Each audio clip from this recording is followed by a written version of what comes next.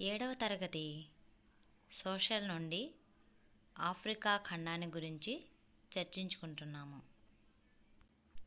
Africa ఖండం భారతదేశానికి పశ్చిమ భాగాన ఉన్నది. ఒక పెద్ద ఖండంగా ఉంది. ఆఫ్రికా ఖండం మన సంతతికి పుట్టినిల్లు. తర్వాత ఇక్కడ నుండి ఇతర ఖండాల వైపుకు వ్యాపించింది. ఆఫ్రికా ఖండం బాగా విస్తారమైన పీఠభూమి. ఆఫ్రికా ఖండంలోని ఎత్తైన శిఖరం కిలిమంజారో. ఇది టాంజానియాలో ఉంది. ఆఫ్రికా ఉత్తర భాగాన సహారా ఎడారి ఉంది. ఇది టాంజానియాలో ఉంది. ఆఫ్రికా ఉత్తర భాగాన సహారా ఎడారి ఉంది. సహారా ఎడారి గుండా నైలు నది ప్రవహిస్తుంది.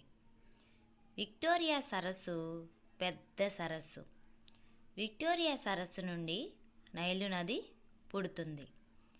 క్వశ్చన్స్లో అడిగేటప్పుడు నైలు నది ఏ సరస్సు నుండి పుడుతుంది?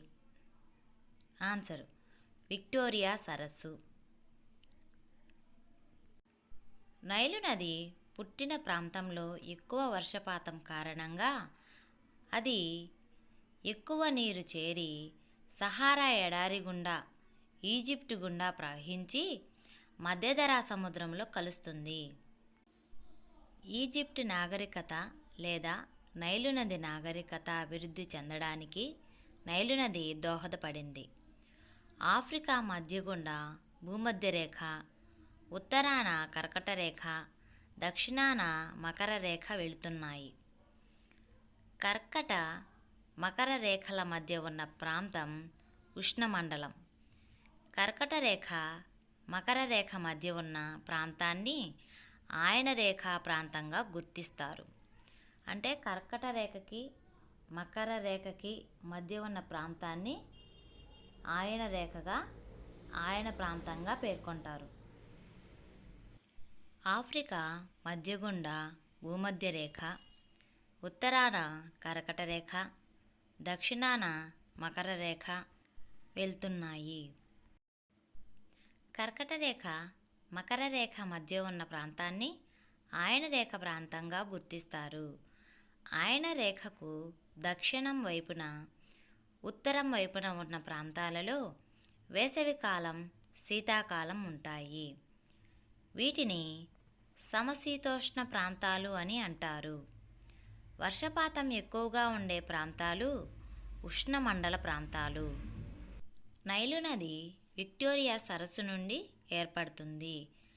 నది ఎగువ ప్రాంతంలో కలిగే అధిక వర్షపాతం వలన ఈ నది సహారా ఎడారి గుండా ప్రయాణించగలుగుతుంది. నైలు నది ఈజిప్టు గుండా ప్రయాణించి మధ్యధరా సముద్రంలో కలుస్తుంది. ఈ నదీ తీరాన ఈజిప్టు లేదా నైలు నది నాగరికత అభివృద్ధి చెందింది. ఈ నది నీటి ద్వారా కొన్ని వేల సంవత్సరముల నుండి ఈజిప్టులో నేలల సాగు చేయబడుతున్నాయి. ఆఫ్రికాలోని ఎత్తైన పీఠభూములలో చాలా పొడవైన, ఇరుకైన లోయలు ఉన్నాయి. ఈ లోయలలో విశాలమైన సరస్సులు ఉన్నాయి. వాటిలో ముఖ్యమైనవి విక్టోరియా, టాంగాన్యాకా, న్యాసా. ఆఫ్రికా సరస్సులలో విక్టోరియా సరస్సు పెద్దది. ఇది ప్రపంచంలో పరిశుభ్రమైన నీరు లభించే పెద్ద సరస్సులలో ఒకటి. నైలు నది విక్టోరియా సరస్సు నుండి పుడుతుంది. ఈ నదీ తీరాన కైరో, ఈజిప్టు నగరం ఉన్నది. శీతోష్ణ స్థితి. భూమధ్య రేఖ ఆఫ్రికా ఖండ మధ్య భాగం గుండా వెళుతూ ఆఫ్రికాను రెండు భాగాలుగా విభజిస్తున్నది. ఆఫ్రికా ఉత్తర భాగం గుండా కర్కట రేఖ, దక్షిణ భాగం నుండి మకర రేఖ వెళుతుంది.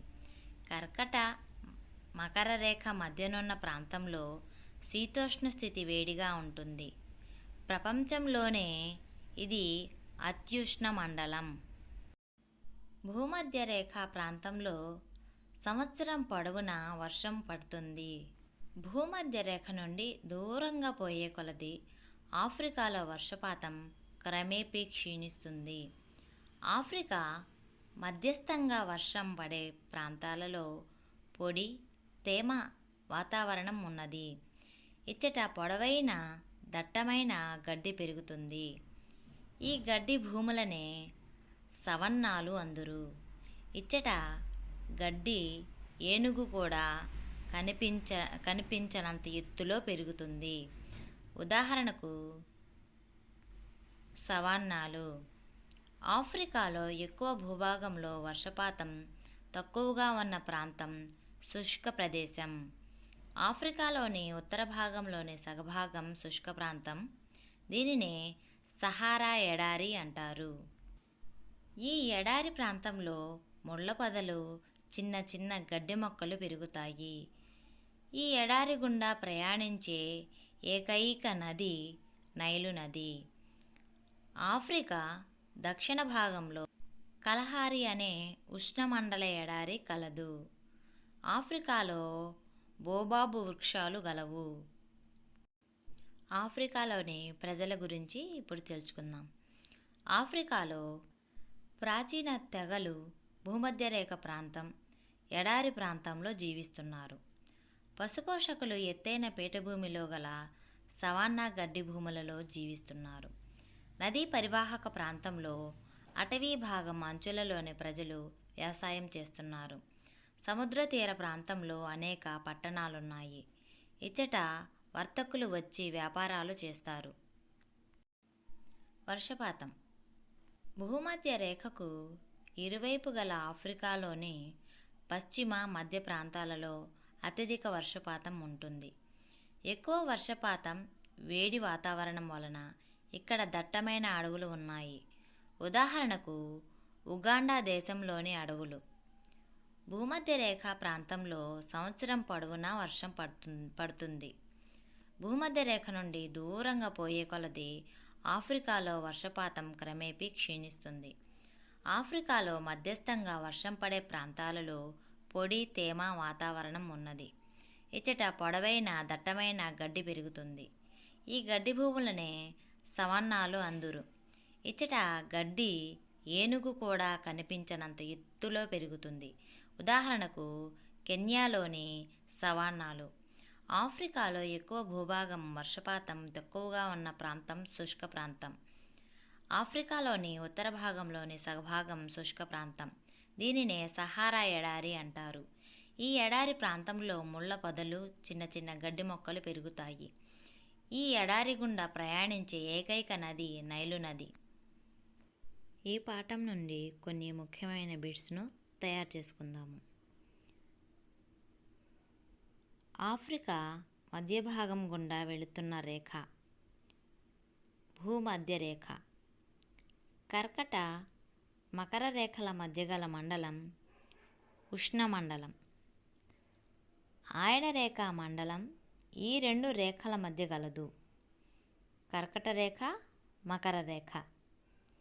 నైలు నది ప్రధానంగా ఈ దేశంలో గలదు, ఈజిప్ట్. ఆఫ్రికాలో అతి పెద్ద సరస్సు విక్టోరియా సరస్సు. ఆఫ్రికా ఉత్తర భాగంలోనున్న ఎడారి సహారా ఎడారి. మరి దక్షిణ భాగంలో ఉండేది కలహారి ఎడారి. ఆఫ్రికా ఖండంలో ఉత్తర భాగంలో ఏమో సహారా ఎడారి, ఆఫ్రికాకి దక్షిణ భాగంలో ఉండేది కలహారి ఎడారి. సహారా ఎడారిలో ప్రవహిస్తున్న నది నైలు నది. నైలు నది జన్మస్థలం ఏది? విక్టోరియా సరస్సు. కిలిమంజారో పర్వత శిఖరం ఈ దేశంలో ఉంది, టాంజానియా. ఆఫ్రికా ఉత్తర ప్రాంతంలో గల పర్వతాలు అట్లాస్ పర్వతాలు. నైలు నది ఈ సముద్రంలో కలుస్తుంది, మధ్యధరా సముద్రం. ఆఫ్రికాలో అతి ఎత్తైన శిఖరం కిలిమంజారో. ఆఫ్రికా ఖండం ప్రధానంగా ఒక పీఠభూమి. ప్రపంచంలో అతి పెద్ద బంగారం, వజ్రాలు ఇక్కడ గలవు, ఆఫ్రికా ఖండంలో. భూమధ్య రేఖ ప్రాంతంలో వర్షం సంభవించే కాలం సంవత్సరం అంతా. ఆఫ్రికాలోని గడ్డి భూములకు గల పేరు సవాన్నాలు. ఆఫ్రికాలో కలహారి ఎడారి ఈ ప్రాంతంలో ఉంది. దక్షిణ ప్రాంతంలో భారతీయులకు, అరబ్బులకు ఆఫ్రికాలోని ఈ ప్రాంతం గురించి చాలా కాలం నుండి తెలుసు. తూర్పు తీరం. భారతదేశానికి వాస్కోడిగామా చేరుకున్న సంవత్సరం 1498. ఈ ప్రాంతంలోని ప్రజలను యూరోపియన్లు బంధించి బానిసలుగా మార్చారు. గినియా తీరం. ఆఫ్రికా ప్రజలను బానిసలుగా మార్చి ఈ ఖండానికి తీసుకెళ్లారు. అమెరికా. అమెరికాలోని బానిసలందరికీ స్వేచ్ఛ కల్పించిన సంవత్సరం 1860. ఈ పాఠానికి సంబంధించిన ఆన్లైన్ టెస్టును డిస్క్రిప్షన్లో ఇస్తాను. అందరూ ఎగ్జామ్ బాగా రాయండి. ఇంకా ఎవరైనా మన ఛానల్ను సబ్స్క్రైబ్ చేసుకోకపోతే వెంటనే సబ్స్క్రైబ్ చేయండి. మీ ఫ్రెండ్స్కి షేర్ చేయండి.